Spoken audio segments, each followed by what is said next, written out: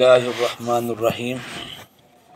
फरमाया डरो उस दिन से कि कोई किसी के काम भी नहीं आ सकेगा और ना उनसे जुर्माना वसूल किया जाएगा और ना उनको सिफारिश दी जाएगी। वला हुम युनसरून, और ना इनकी मदद की जाएगी। मिसाल के तौर पर अगर कोई आदमी जेल में या थाने में गिरफ़्तार हो जाए तो उसको रिहा कराने के अक़ली तौर पर 4 ही तरीक़े हैं। अगर उसको आपने रिहा कराना है, जेल से छुड़वाना है, तो 4 ही तरीक़े कारआमद होते हैं। मसलन कि ज़मानत देकर रिहा करा लिया जाता है कि उसको छोड़ दो, हम इसके ज़ामिन हैं, ये अदालत के तलब करने पर हाजिर हो जाएगा। ठीक है ना। कोई थाने में है या जेल में है तो उसको आदमी चला जाता है, ज़मानत कर देता है, भाई आप इसको छोड़ दें, इस वक्त कल या परसों जब भी अदालत लगेगी हम हाजिर हो जाएंगे, इसको भी लेकर आ जाएंगे।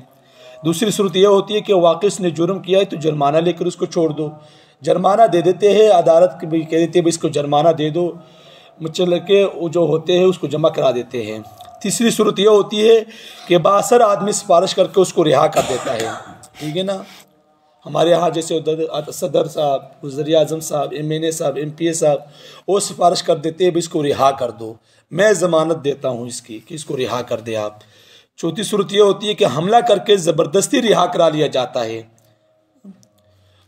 हल्ला बोल लेते हैं जिसको कि भाई हमला करके जेल को तोड़ के, थाना तोड़ के हमला करके उसको रिहा करा दिया जाता है। तो अल्लाह ताला फरमाते हैं कि क़यामत वाले दिन ना तो कोई किसी की ज़मानत देगा, ना फ़िदिया जुर्माना वसूल किया जाएगा, और ना ही नाफरमानों के लिए सिफारिश होगी। ठीक है ना। और ना कोई हमला कर सकता है, कोई भी कुछ नहीं कर सके क़यामत वाले दिन। इसके मुतालिक याद रखना कि सिफारिश की जो नफ़ी की गई है यह काफिर मुशरिक की है। ठीक है ना। क़यामत वाले दिन सिफारिश होगी और ज़रूर ब ज़रूर होगी। किसके लिए होगी? मुसलमानों के लिए होगी और मोमिनों के लिए होगी। गुनाहगार मोमिनों के लिए सिफारिश अपनी जगह पर हक़ है, और मोमिनों से जो गलतियाँ होगी उसके लिए सिफारिश कुरान करीम से भी साबित है, अहादीस से भी साबित है। अल्लाह ताला के पैगम्बर भी सिफारिश करेंगे, फ़रिश्ते भी सिफारिश करेंगे, हाफ़िज़ कुरान भी सिफारिश करेंगे। हदीस पाक में आता है कि एक हाफ़िज़ कुरान की सिफारिश से इसके बरादरी के 10 मुजरिमों को छुटकारा मिलेगा। गोया के हाफ़िज़ कुरान सिर्फ अपने लिए नहीं पढ़ रहा बल्कि दूसरों के लिए भी पढ़ रहा है, बशर्ते के सही माने में हाफ़िज़ कुरान हो। इसी तरह शहीद भी सिफारिश करेंगे, जो शुहादा होंगे वो भी सिफारिश करेंगे। छोटे बच्चे जो नाबालगी में फ़ौत हो गए हैं, लड़के या लड़कियाँ, वो भी सिफारिश करेंगे। लेकिन शर्त क्या है भाई?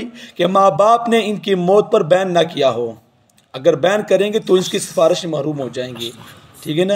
अगर बैन किया तो फिर सच्चे दिल से तौबा कर ली तो अल्लाह ताला माफ़ कर देगा। तो हमारे यहाँ जो आदमी फ़ौत हो जाता है तो बिला वजह, एक तो घर की औरतें होती है वो रोती है, गम करती है या जो भी करती है, जो लेकिन मोहल्ले की तरफ से जो औरतें जाती है, रिश्तेदार की जो औरतें आती है वो भी रोना धोना शुरू कर देती है, भाई ये आदमी तो ऐसा था, ये तो ऐसा अच्छा था, ऐसी नमाज़ें पढ़ता था, ऐसे अच्छे काम किया करता था। फिर जो घर वाली औरतें होती है वो अपना गिरेबान फांडा शुरू कर देती है, अपने जो बाल होते हैं नोचना शुरू कर देती है। ये गम नहीं होता, एक नाटक होता है, जैसा मजाक होता है ना भाई, मजाक करते रहते हैं भाई, एक को लिटा दिया, दूसरे को लिटा दिया, ये कर दिया, वो कर दिया। तो औरतें मजाक के तौर पे सब कुछ करती रहती है। लेकिन ये बात याद रखना कि इसकी वजह से मुर्दे को अजाब होता है भाई, हमें इसका एहसास ही नहीं होता।